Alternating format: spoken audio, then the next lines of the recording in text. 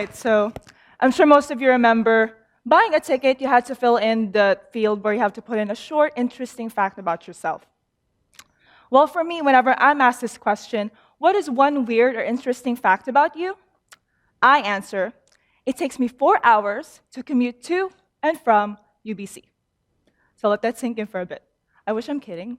Um, it literally takes me 3 times faster to get to the American border, which you see in the map behind me, the little, the black line over there, my house around the area I live in, like the center in the middle, and then UBC, over there, like in the upper left corner. So 3 times faster for me to get to the American border than it is to get to UBC. Why do I do this? Well, I don't drive. I can't afford it. Nor can I afford to live closer to campus, which is something I know a lot of friends who live in the area end up doing. So I just live with my parents, and I use the bus pass because, well, it's already part of the tuition that I pay anyway. So financially, it just made the most sense.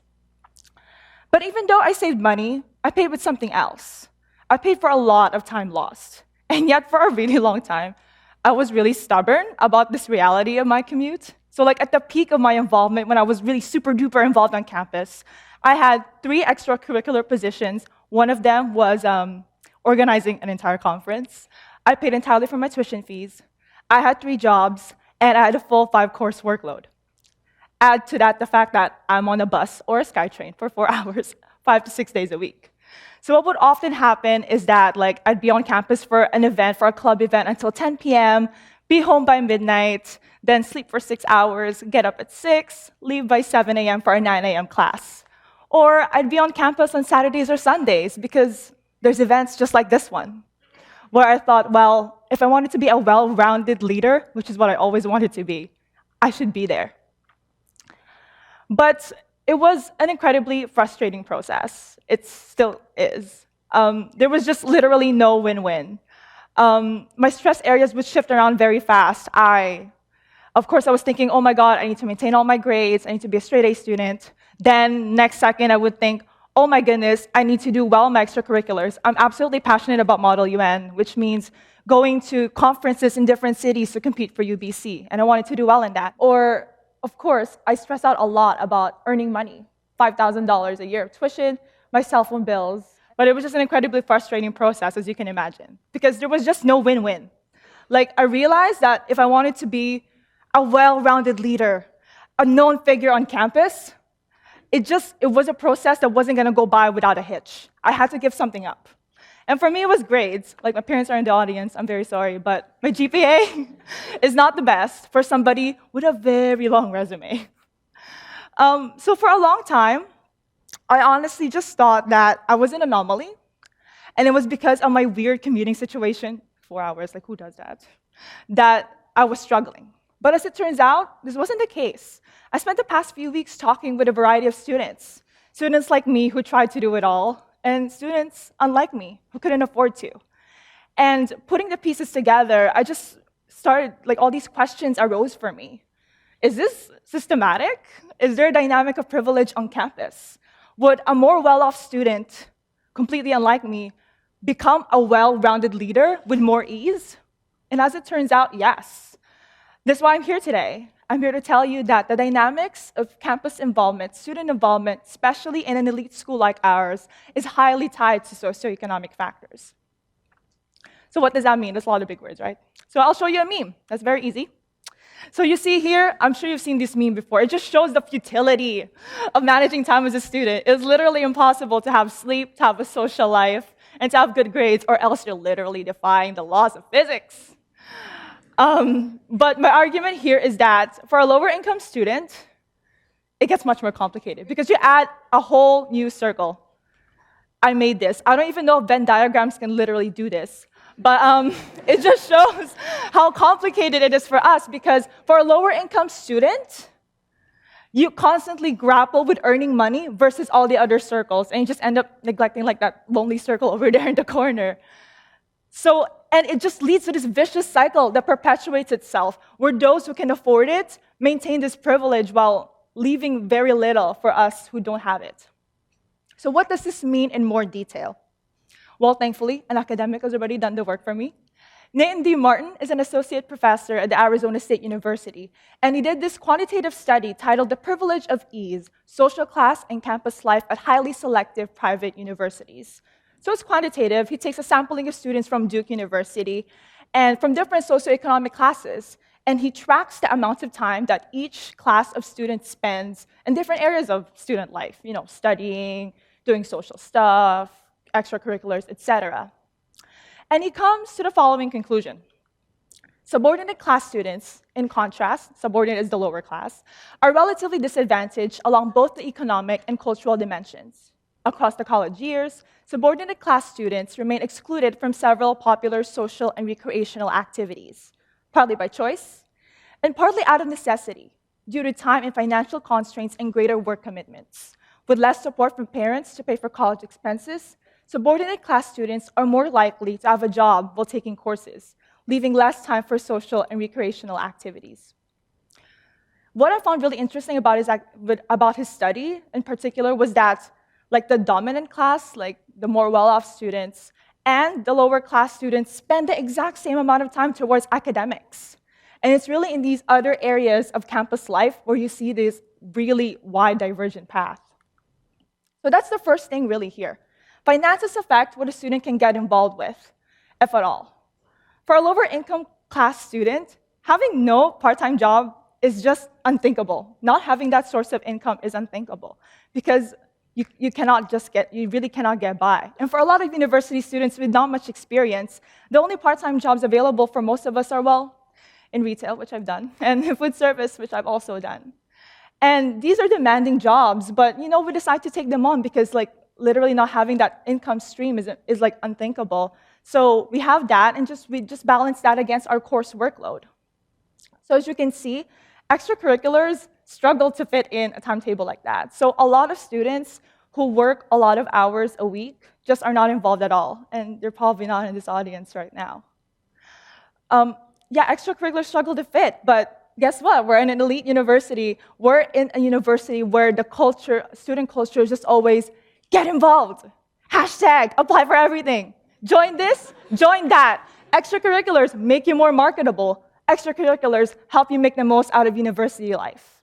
And so, some students with part-time jobs like me cautiously join or take on a club position, but not without being absolutely sure of the time commitment involved, and if you can really even do it. And finances also affect other areas of student life. So some students choose to take out student loans, which is great because that means you work less hours for now, but then, of course, with a sacrifice of future debt later on. And there's also students like me who choose to live at home and to commute. And as I'm sure you all know, commuting really affects substantially extracurricular life. And my next point is that finances also prevent you from doing more. What do I mean by this?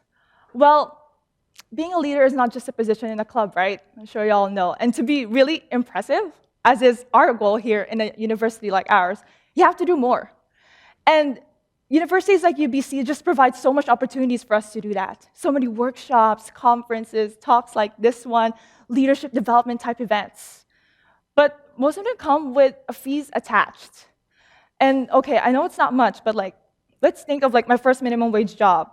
It was $9.50 per hour, just 1 hour of stressful, demanding work. And the average price for a career event is $10. So 1 hour of work wasn't even enough for me to go to an event like this. But imagine how many more hours I have to work for something bigger and really impressive. Think the research placements abroad, the unpaid internships in New York, the volunteer placements, the international conferences for youth, things like that. I don't know how many hours I have to work for something like that.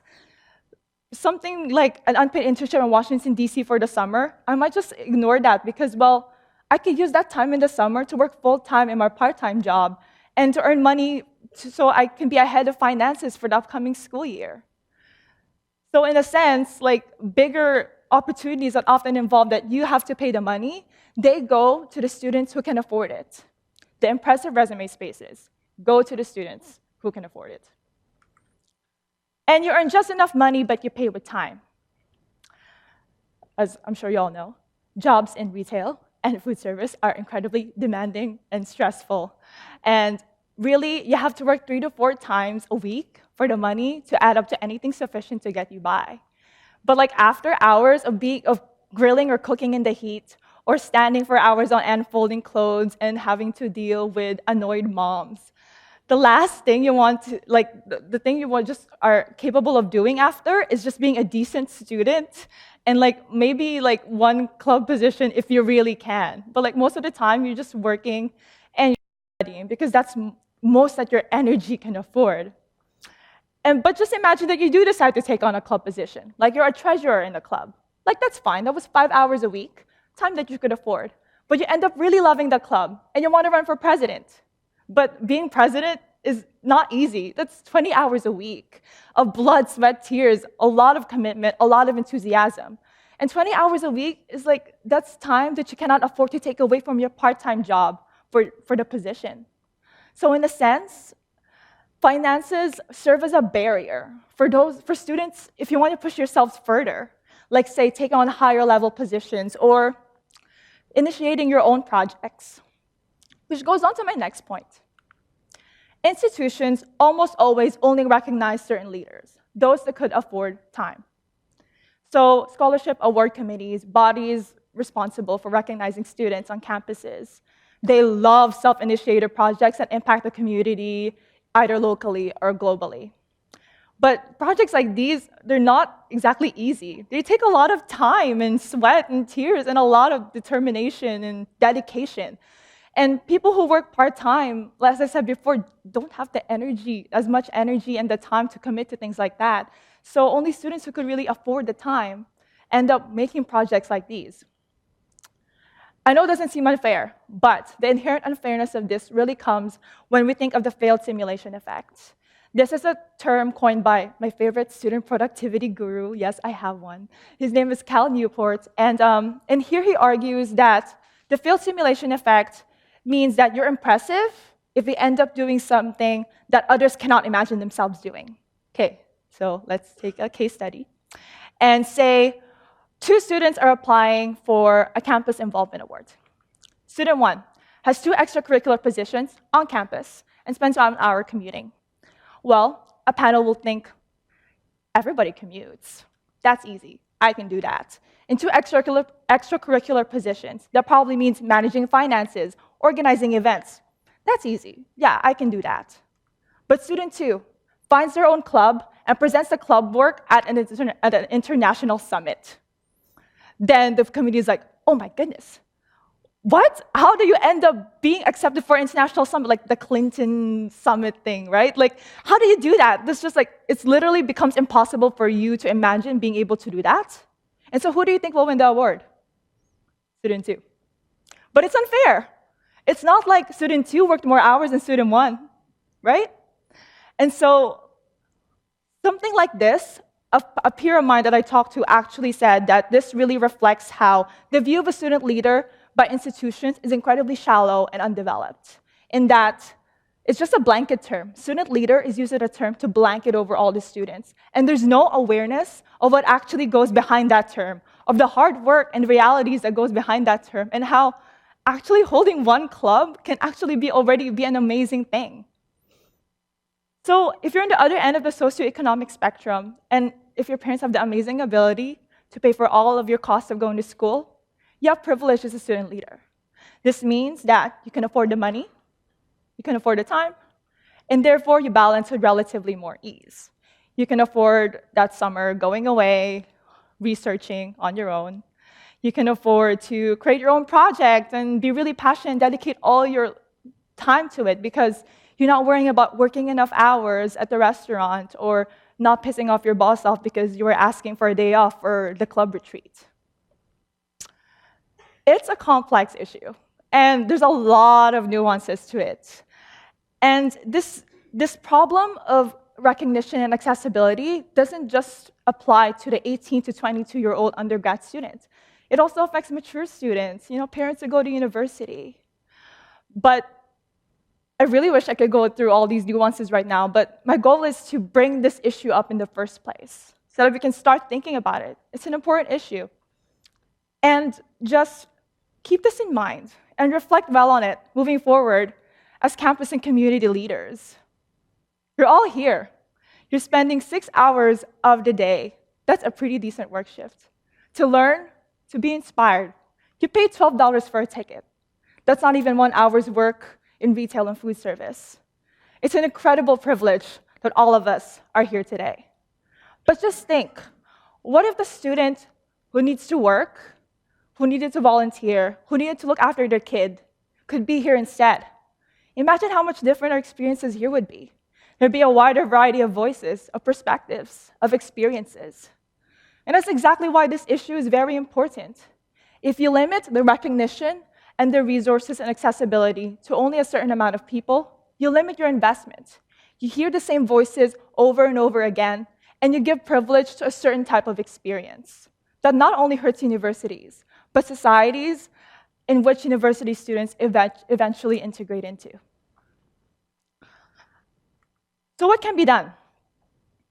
Students, of course, should lobby for universities to change the status quo. But I think personally that it's ultimately up to universities to be able to create change. Universities, broaden the definition of what a student leader is. It's not just student government. Be aware of what actually goes behind what a student leader is, what it takes to actually be that, and be aware of the different realities of students from different walks of life.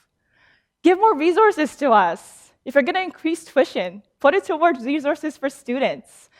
More scholarships and grants so that we stress less about tuition. More part-time on-campus jobs, so jobs that are actually relevant to what we want to do and actually fit our student lives. And more conference and club grants so we can continuously pursue our passion without worrying about earning the money for it. Prioritize us. Provide us with a foundation to be the students you want us to be. Universities claim to see our potential, and they push us to pursue more and do more all the time. I certainly was inspired by this from day one. And I wanted to be that. I wanted to be more than I thought I was capable of. But it was incredibly difficult, and it felt like a no-win battle, an ordeal. It shouldn't be like this. To be more should be a possibility, an opportunity for every single university student, and not a burden. Thank you.